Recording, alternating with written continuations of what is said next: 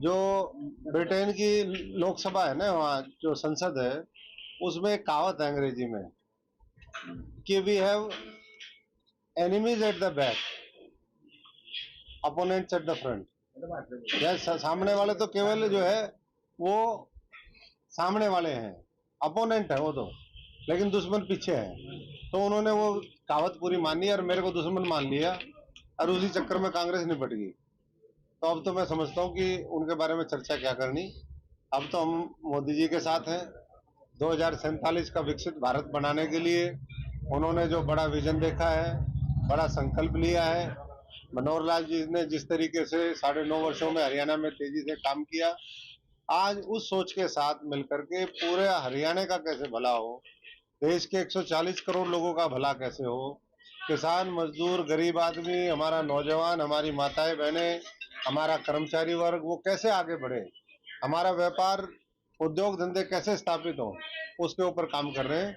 और मैं समझता हूं कि उसी को देख करके आने वाले समय में इस हरियाणा के लोग एक बार फिर 2024 के अंदर 10 की 10 लोकसभा सीटें, हर सीट 5 लाख के मार्जिन से ऊपर से जीतेंगे। और मनोहर लाल जी जिनको ये जिम्मेदारी दी गई है, पार्टी ने उम्मीदवार बनाया है, जिनकी बड़ी भूमिका है, जो त्यागी व्यक्ति है, जिन्होंने एक हमेशा सादगी का परिचय दिया, कबीर जी के नाम पे उन्होंने अपना कुटीर बनाया वहां पर मुख्यमंत्री आवास को। तो मैं सबसे यही अनुरोध करूंगा, मेरी तो आज पहली विजिट है ये, जाते जाते आप लोगों ने चाय पे रोक लिया सारे भाइयों ने, तो उनको कम से कम 10 लाख वोटों से जिता करके इस देश के अंदर रिकॉर्ड कायम करनाल के लोग करेंगे, ये मुझे यकीन है। जो मनोहर लाल खट्टर जी ने जो अपनी जो सारी संपत्ति पीएम रावत को उसने दे दी है जी, जो घर है वो भी लाइब्रेरी में दे दी है जी, क्या कहोगे इस बारे में? बिल्कुल, बहुत अच्छी सोच है। जिस व्यक्ति ने हमेशा सब कुछ पहले ही देश के लिए छोड़ दिया, तो जो उनके नाम भी था, मैं तो, मेरे तो मामा के गांव के, हमारे तो मामा ही लगे, और मैं तो जानता हूँ पीछे वो मेरी ज्वाइनिंग के बाद गांव में गए, पूरे गांव में उत्साह था, सब कुछ अपना वहाँ गांव को समर्पित करके आगे पीएम उसमें दे दिया। तो ऐसी सोच के व्यक्ति को सब लोगों को मिलकर के आगे और बड़े रोल के लिए जो पार्टी देख रही है, उसके लिए मैं समझता हूँ कि समर्थन से टिकट मिली है सर, कैसा अनुभव करते हैं? अनुभव बहुत बढ़िया है जी। मैं तो देखो पहले भी कहता रहा कि मेरे तो 3 चुनाव में लड़ा, तीनों चुनाव में 4-4 लाख के आसपास वोट आए, लेकिन जो फ्लोटिंग वोट था वो कहीं ना कहीं खिसक गया। तो अशोक तंवर तो नहीं आ रहा था, मैं चेहरा जरूर था, लेकिन हार कांग्रेस पार्टी की हुई।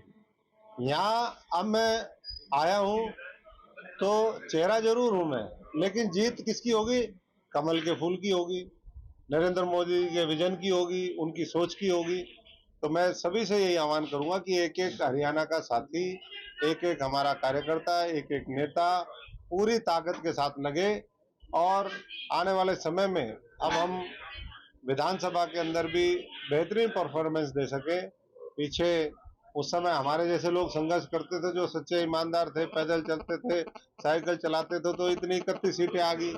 अब तो मुझे नहीं लगता कि 10 का भी आंकड़ा ये लोग पार कर पाएंगे, क्योंकि जो लोग भ्रष्टाचार में लिप्त हो, जो हरियाणा जलाने में हो, जो हरियाणा को बांटने में हो, जो हरियाणा के लोगों के साथ भेदभाव और तिरस्कार करते हो उनका, जो केवल लठ के दम पे सारी चीजें हासिल करना चाहते हो, ऐसे लोगों को हरियाणा नहीं पसंद करता।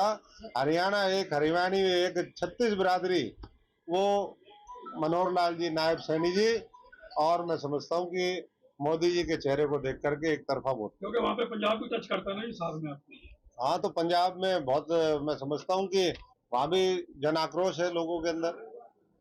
वहां किसानों को जबरदस्ती भड़काया जा रहा है पंजाब के, केवल इसलिए कि वो सरकार उनको जो वायदे किए थे वो नहीं दे पा रही है।